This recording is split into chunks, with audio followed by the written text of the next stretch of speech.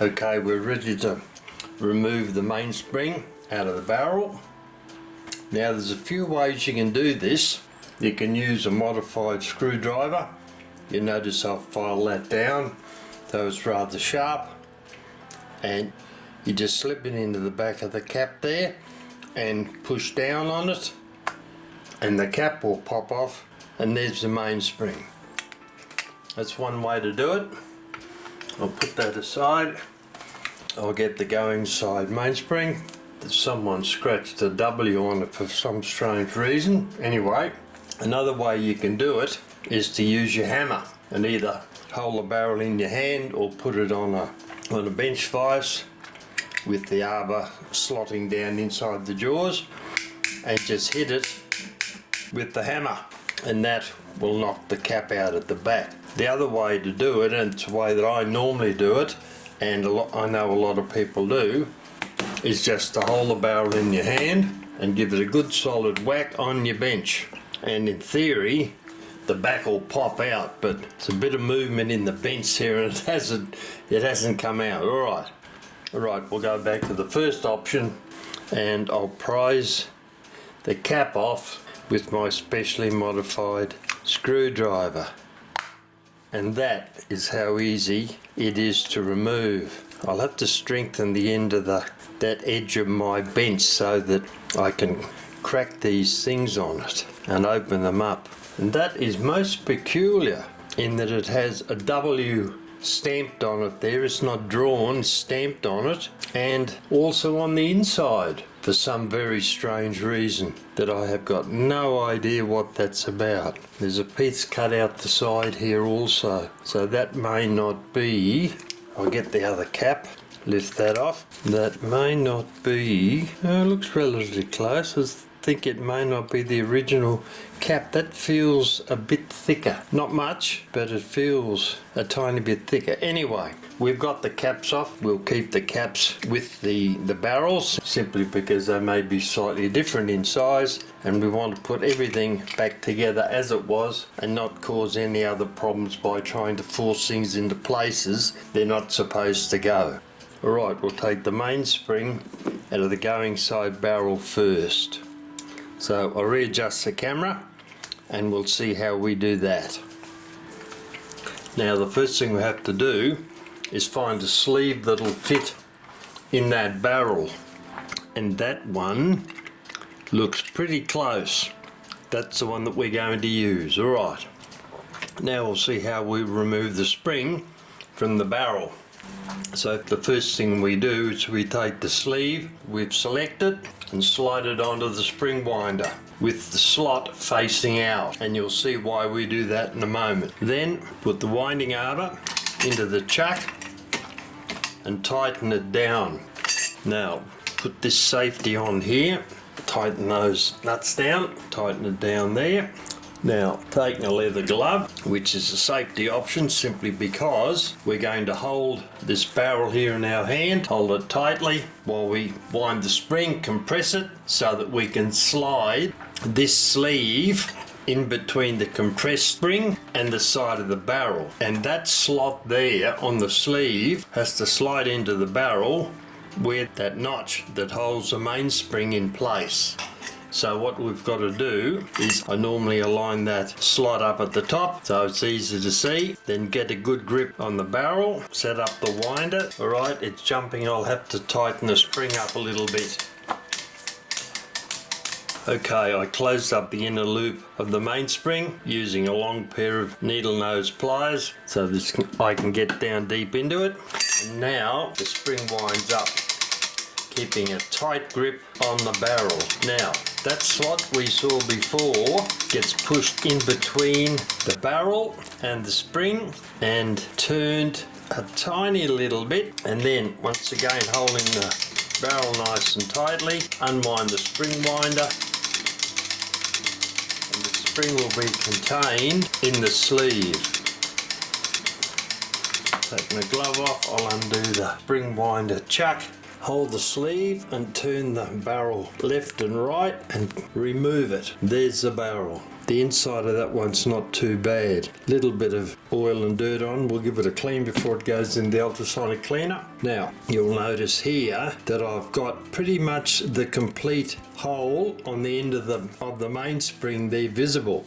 Now how I did that, when the slot in the sleeve went into the barrel with the spring tightly wound in it, it slipped over the spring and touched the end of the barrel. So what I did then, because that's where that lug would be holding on the spring there, what I did there was turn it back a little bit like that, release the spring winder, that held the spring tightly in the sleeve, and then I could twist it backwards and forwards and remove it. Now why that piece there is important to have the hole there and not have it up in here somewhere. The next part of the operation is we've got to take the spring out of the sleeve, and to do that we need to be able to put that hook in it. And I'll remove my glove, put the safety catch on it again.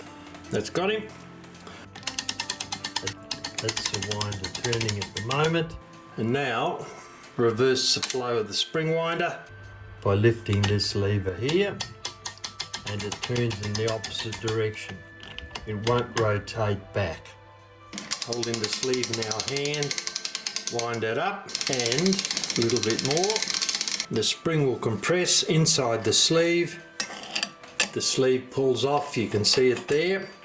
Now reverse flow the winder again, and then slowly unwind the spring, making sure it doesn't spring out everywhere. And there we have it. Take that off the spring winder. And there is the spring, suitably dirty. You can see gunk on it. We're going to remove that now with some kerosene and a scourer pad. Alright, let's do that. Now there's a couple of ways you can remove the winding arbor from the spring. You can twist it round in your hand. You can twist it backwards so that the lug comes out of the hole end, and pull it out like so. Sometimes that's not very easy to do. So the easiest way to do it is to put the key on it and hold it tightly and wind it backwards, and it comes out very, very easily. That's the easiest way to remove the winding arbor from the spring. Once you've taken it out of the barrel, use the key. Right, the spring has been removed from the barrel. We're now going to clean it and grease it. So for that, we're going to need some kerosene. So first up, I'll move the camera so we can see what we're doing. And I'll put a smooth piece of stainless steel in here that I've turned on the lathe as a substitute for the winding arbor, which we don't need at the moment. And we put the spring onto the spring winder like so. And now we want just a tiny little bit of kerosene. Being careful not to spill it around the place. Whoop, there we go. Squeeze some of that out because we don't want that much. Put the cap back on the bottle. And what we're going to do now, that is pretty wet. We're going to put this piece of scourer pad over the top and the bottom of the spring. Hold it between your finger and your thumb like that, and slowly start pulling the spring out towards yourself and rubbing the scouring pad with the kerosene on it up and down. You can see it's removing lots of oil and dirt and stuff and excess amounts of oil off it. So we have to remove all that and those marks, and that's as far as it's going to go because it's very tight. So we'll reverse the scouring pad and lightly run back, keeping an eye to make sure that the spring doesn't jump off the spring winder. We'll run back and give it another clean on the way back.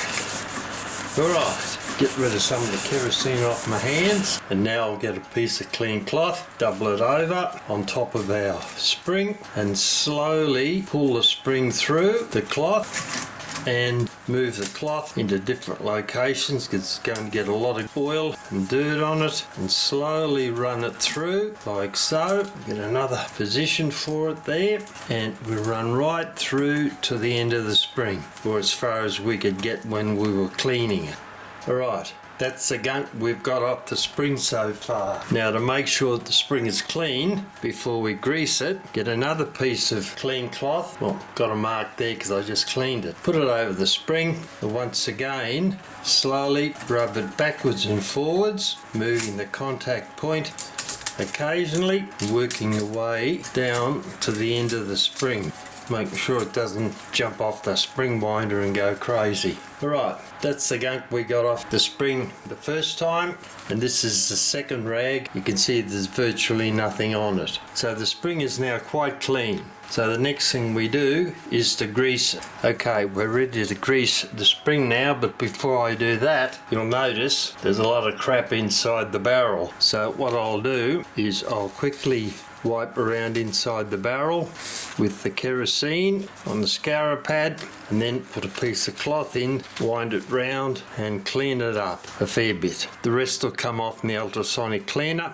but that will make it easier for the cleaner to do its job. You can see that's looking a lot cleaner. Alright, that's ready to go into the ultrasonic. I'll just clean the winding arbor while I'm here, because that's steel and that won't go into the ultrasonic cleaner. But we're now ready to start greasing the mainspring. Now we're ready to start greasing the spring. For that I use a toothpick, little guy like so. Get a bit of grease on it, and holding the spring in your hand, on one side only, start spreading the grease around each coil. You don't need very much grease on this, because once the spring is compressed, when it's wound up, the grease on one side will spread to the other side, and any excess will be pushed out, and we'll clean that off once it goes back into the barrel. And you'll see that in a moment once I've run round these coils, trying not to get too much grease on my glove, and preferably put it on the coils, a little bit at a time, and a little bit goes a long way. Spread that coil open a bit more so we can see what's happening, and then almost done, a little bit on the outside here of the last coil, running it all the way around to make sure it's got sufficient grease on it. Alright, now I'll have a quick look and see what we've got. Yep, that looks pretty good. Okay, an alternate way to grease your spring, if you don't want to hold it in your hand, you can still leave it on the spring winder and then just slowly wipe a little bit of grease just on the outside as the spring is unwinding, and you can get a reasonably good coverage as it unwinds. Bearing in mind this is a bit messier because you're going to get grease on yourself, but slowly slide the toothpick along the top of the coil of the spring and unwind it, and then a bit more down there and up across the top.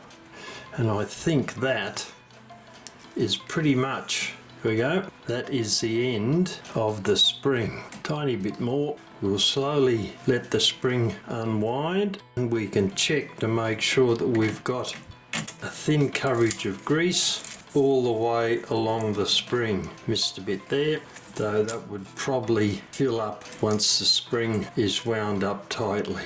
Yep, that looks alright. Well, that's an alternate way, just as efficient as the other way. They're both very good ways to do it. Now take the spring off, put it into its bag, mark strike so we know which side it comes from. Undo the machine, slide the spring off and put it into its bag.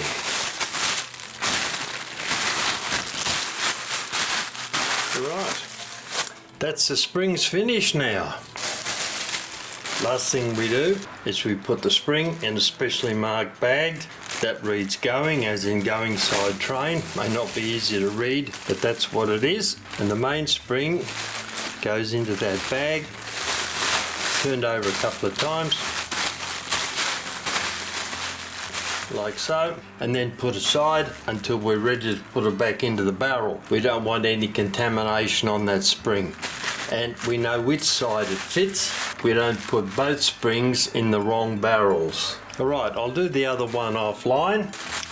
Right, I've cleaned both springs now. They're both in bags. That's the one that you saw me do before with a going written on it, going side train mainspring. And the one that I've just finished is the strike side mainspring. Way we can differentiate from one spring to the other and put them back into the correct barrels.